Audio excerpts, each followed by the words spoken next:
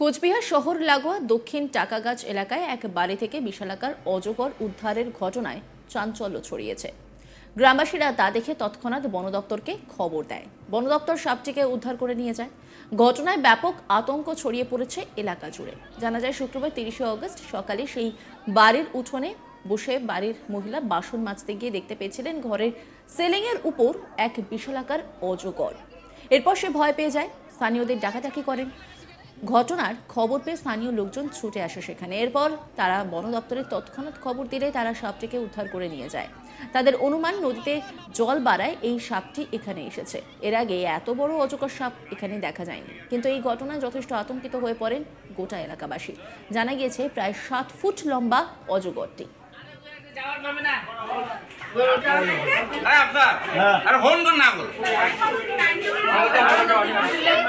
নিচে নামবে, নিচে নামবে।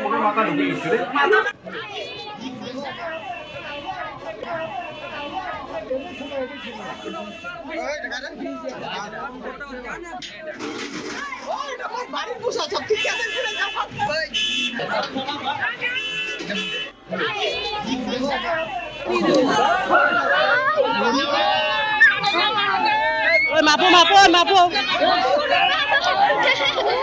মাপো মাপো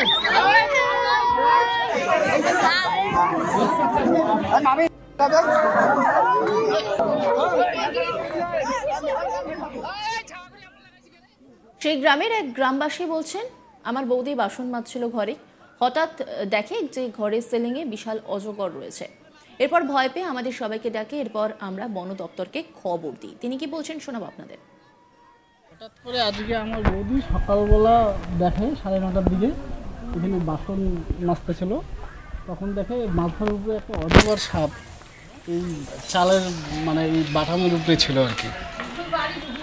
হঠাৎ করে দেখি তো উনি ঘাবড়াই যায়, পরে ডাকাডাকি করে, আমরা আসি দেখি অজগর একটা বিশাল বড় অজগর, প্রায় 10-12 ফিটের অজগর।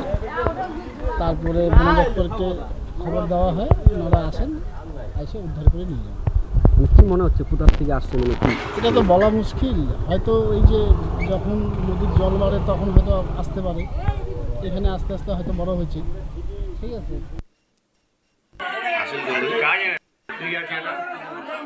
এই নিয়ে একটি রিপোর্ট তুলে ধরেছেন আমার কলিগ প্রবীর, দেখাবো আপনাদের। অন্যান্য দিনের মতো বাড়ির নিত্যদিনের কাজে ব্যস্ত ছিলেন বাড়ির এই মহিলা। ব্যস্ত ছিলেন তিনি বাড়ির বাসন মাজার কাজে। হঠাৎই সেই সময় উপরে একটা আওয়াজ শুনে তিনি যখন তাকান, তখন দেখা যায় একেবারে বিরাট আকারের একটা অজগর সাপ। এমনই ঘটনা ঘটেছে কোচবিহারের দক্ষিণ টাকাগাছ এলাকায়। আর সেই দক্ষিণ টাকাগাছ এলাকার এই বাসিন্দার বাড়িতে, সেখানে বাড়ির সিলিংয়ের মধ্যেই ছিল প্রায় 8 ফুটের লম্বা একটি অজগর সাপ। তারপরেই সেই মহিলা একেবারে ছুটে যান এবং তারপর গ্রামবাসীদের খবর দেওয়া হয় এবং গ্রামবাসীরা ছুটে আসেন এবং বন দপ্তরকে খবর দিলে এই অজগর সাপটিকে উদ্ধার করা হয়। এবং বন দপ্তরের পক্ষ থেকে অনুমান করা হচ্ছে যে যখন এই বর্ষার সময় নদীর জল বেড়েছিল, তাতেই বিভিন্ন বনাঞ্চল এলাকাগুলি থেকে এই অজগর সাপটি লোকালয়ে চলে আসতে পারে। তারপর বন দপ্তরের পক্ষ থেকে জানানো হয়েছে যে এই অজগর সাপটিকে একেবারে নির্জন বনাঞ্চল এলাকায় সেখানে ছেড়ে দেওয়া হয়েছে। কার্যত কোচবিহার শহর লাগোয়া এই দক্ষিণ টাকাগাছ এলাকা, যে দক্ষিণ টাকাগাছ এলাকায় এর আগে কখনো এভাবে বাড়ির মধ্যে অজগর সাপ উদ্ধার হয়নি। আর সে কারণেই গ্রামবাসীদের মধ্যে যথেষ্ট আতঙ্ক ছড়িয়েছে যে কি করে এত বড় আকারের একটি অজগর সাপ একেবারে চলে এলো গ্রামের ভেতর, এবং সেখানে তাও একেবারে সেই অজগর সাপটি ছিল বাড়ির একেবারে সিলিংয়ের কোণে লম্বা হয়ে।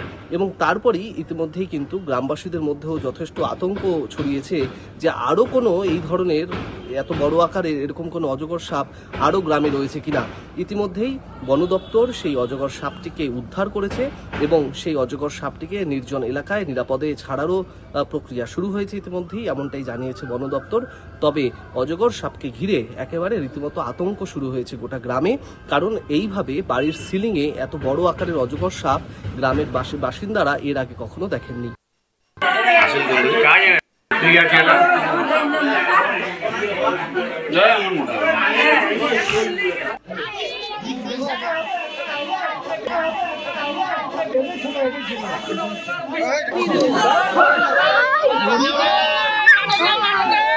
মাপো মাপো মাপো মাপো মাপো নজর রাখুন আজ তাক বাংলার ইউটিউব স্ট্রিমিংয়ে।